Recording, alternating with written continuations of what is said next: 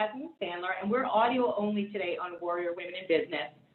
It's a little crazy with the holidays, but I am very excited about today's guest. We haven't had anybody with this specific background, so I'm excited to get right into it. But for those of you that aren't familiar with Warrior Women in Business and what the podcast and event series is all about, I'd like to give a little bit of an intro. Again, my name is Jasmine Sandler. My company is Jasmine Sandler Media, and we're a digital marketing and media agency for many years here in New York City. And I started Warrior Women in Business, the podcast, really as an opportunity for female entrepreneurs in New York, of which there are many, to get quick bits and bites and direct kind of advice from those that have been there and done that. So I interview on a weekly and sometimes bi-weekly basis women that I think are doing something tremendous to help other women in the city, as well as cross industry. And besides the podcast, Warrior Women in Business, we host events. We're just coming off an event that we ran in cooperation with the mayor's office in New York City to help raise awareness around gender-based violence and domestic violence. And we are in the throes of planning our annual conference, Brand You.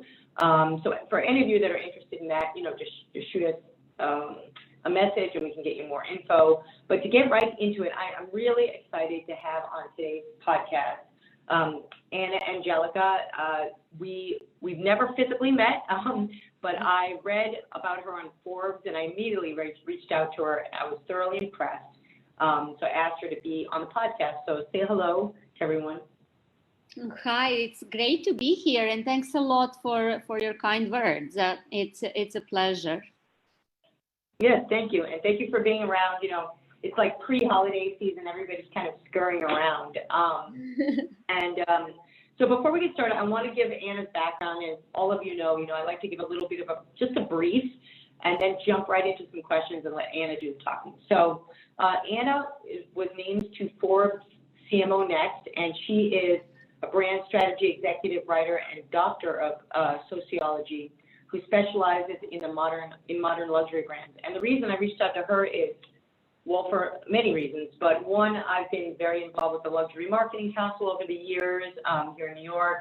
I looked at her portfolio of brands that she's supported. I mean, really, it's like all the top fashion brands you can think of.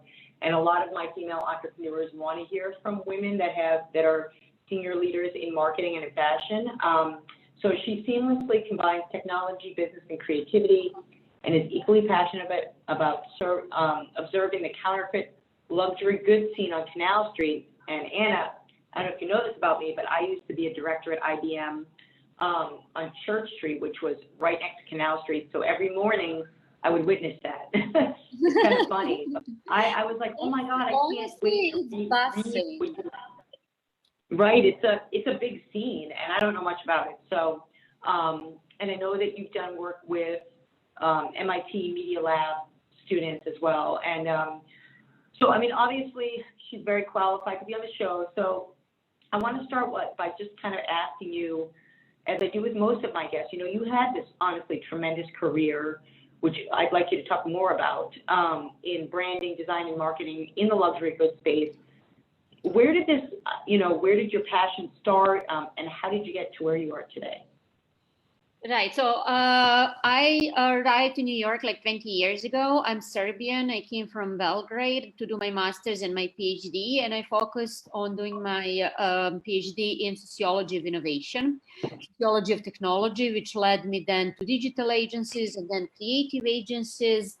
I was at Razorfish and Huge and Droga 5. And then after that, I wanted to focus and specialize in retail, in commerce, because I thought that retail and commerce were going through fantastic change and with the digital market. And that's very early on. It was more at the time of e-commerce, but thinking about how people make decisions, how they choose between products, what they pay attention to, what they want to spend money on, what they think it's valuable. That's all started about like I don't know, 5 or 6 years ago, and now we are actually seeing a lot of different variations of what retail is, from redistribution markets to circular fashion to secondary marketplaces to rentals to sales and rentals to redefinition of the role of physical stores. So all those things are the ones that interest me, and sort of the easiest way to get in it, or just the direct line,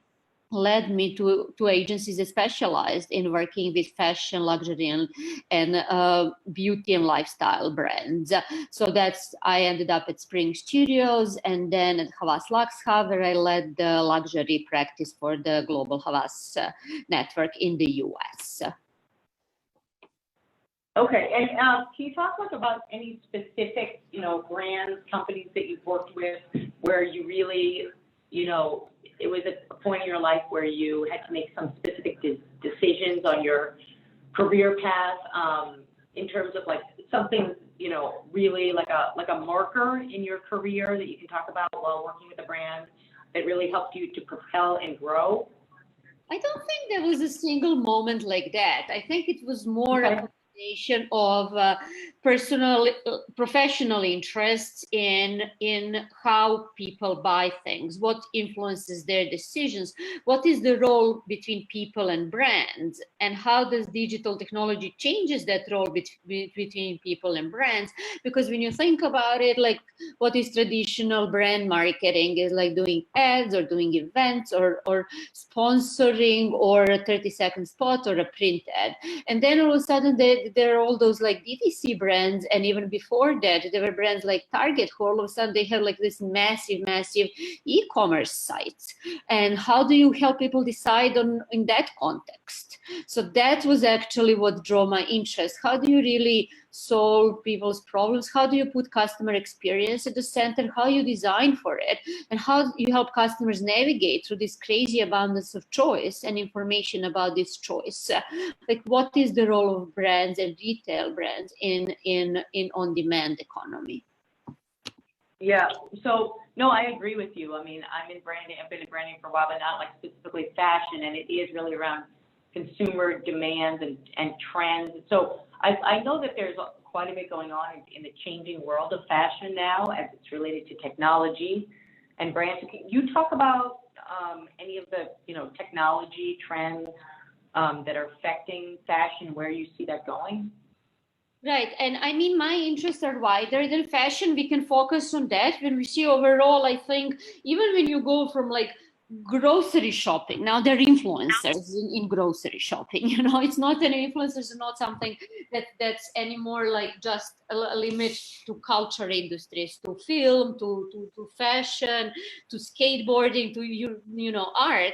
Now you have in all areas of life. So I would say that like with Instagram, with that sort of aesthetics, with those also sorts of platforms and social networks, there was a big flattening of what is going on in terms of what content there is and who influences what content we consume. I mean, just look at our feeds. It's a combination of things from very, very, very different areas of culture. And I think that fashion now needs to react to that and adapt to that, because before it was very insular, closed, siloed industry, and now it exists together with all other forms of creative expression and cultural forms. So I would look at that like the role of technology overall is how it really changes the role of the industry in modern culture, for example. Mm-hmm. Okay, and so can you talk a little bit about what you're doing specifically day to day today, a little bit for our audience, just so they have an idea? Yeah, so after being an agency, on the agency side, I went on brand side, and I was the chief brand officer at Minkoff last year. And they are clearly the innovators in technology, intersection of fashion and technology, with interactive mirrors in the stores, with early work with influencers, with introduction of loyalty points, which happened after my tenure there. So it was a great place to experiment and to try out different things and to see how that fashion company can become more responsive organization, how in real time we can respond as a company to consumer demand and adapt to it, and how can we even use like examples from other industries like streetwear and focus on releasing products and updating merchandising based on how consumer demand fluctuates and also how to influence that consumer demand. That was on a Minkoff. After that, I was working as executive brand consultant at David Yurman, where I worked together directly with the Yurman family and with the president of David Yurman on defining everything from marketing to brand positioning, and communication. And I did the same thing at Mansur Gavriel most recently. In addition to that, I often speak at conferences about the intersection of retail, technology, luxury, fashion, and overall, what is the modern economy of goods and services? What do we want to spend money on? What do we pay attention to? What do you think is valuable? I see. Okay.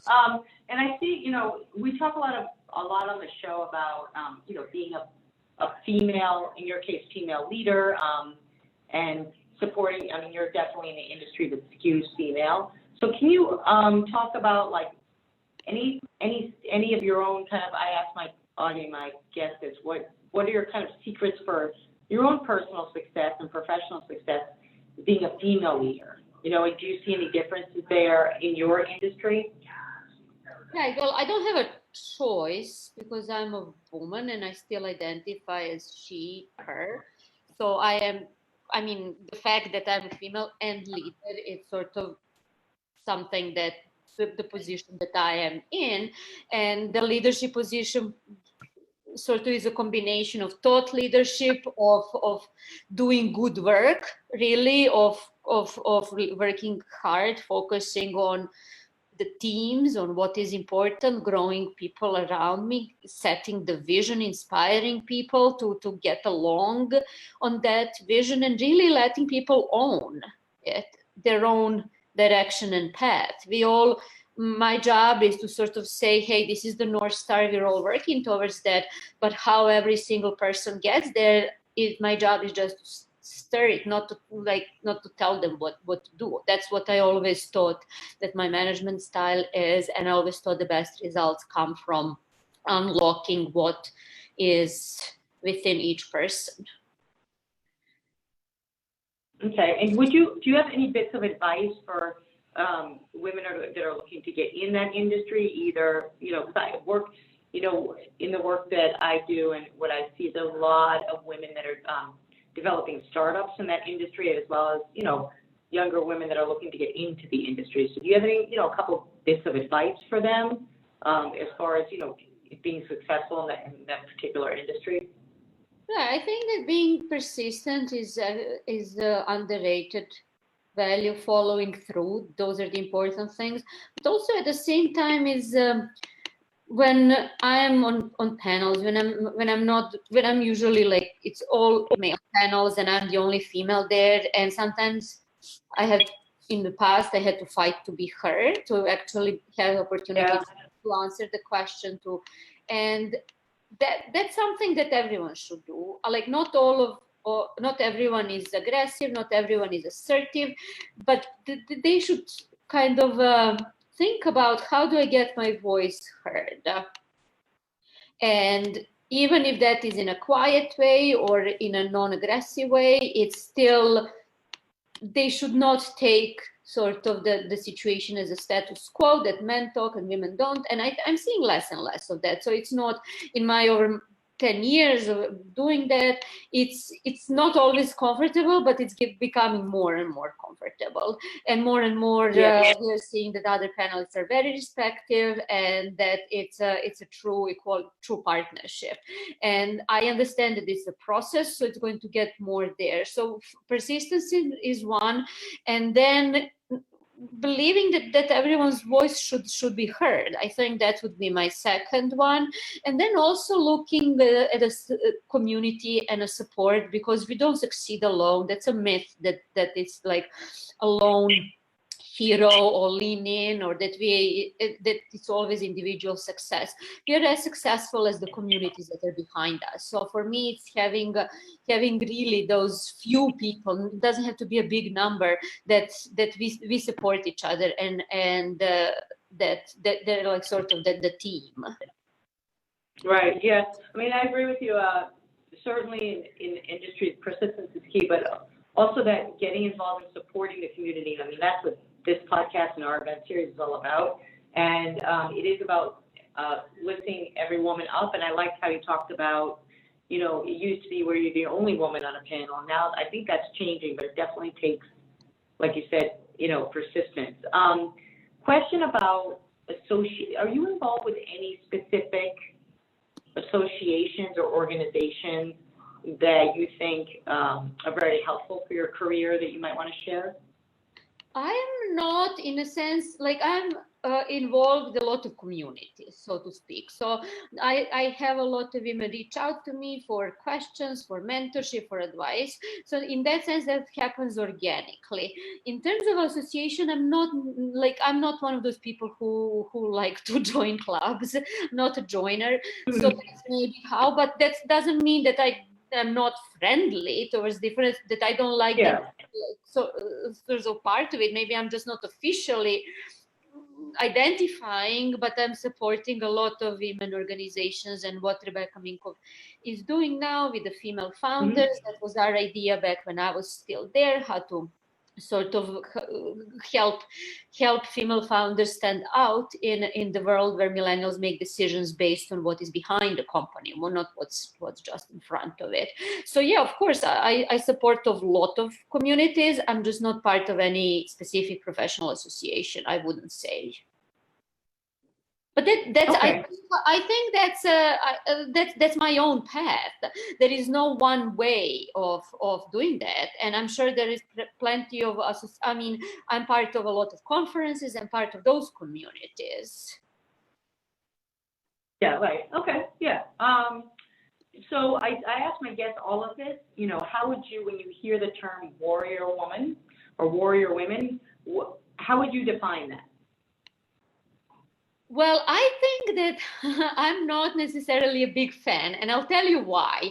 I'm not against it, but I think that it excludes a really, really big percentage of the female population who don't necessarily see themselves as hyper-aggressive, lean, girl boss, badass, and all of that, but they still have a lot to contribute. So I always like to encourage even those who are maybe more shy and who are more introverted to sort of see that's fun, that they can be who they are and still be very successful. Because I think that now, by having warrior women versus others, we are creating maybe a divide that we created all men versus women, you know? So we felt as a women lacking versus men in opportunities. So some women will think, well, I'm not a warrior woman. How am I ever going to achieve that? And I think, of course, we can achieve that. They're just different ways. Yeah. Well, I mean, for us, just, you know, for us, warrior women it's all encompassing of all types of women.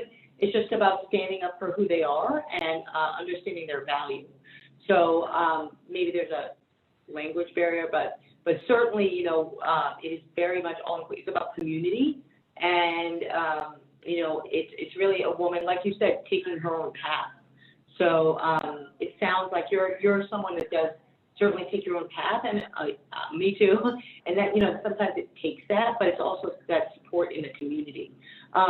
Okay, so just a couple other questions.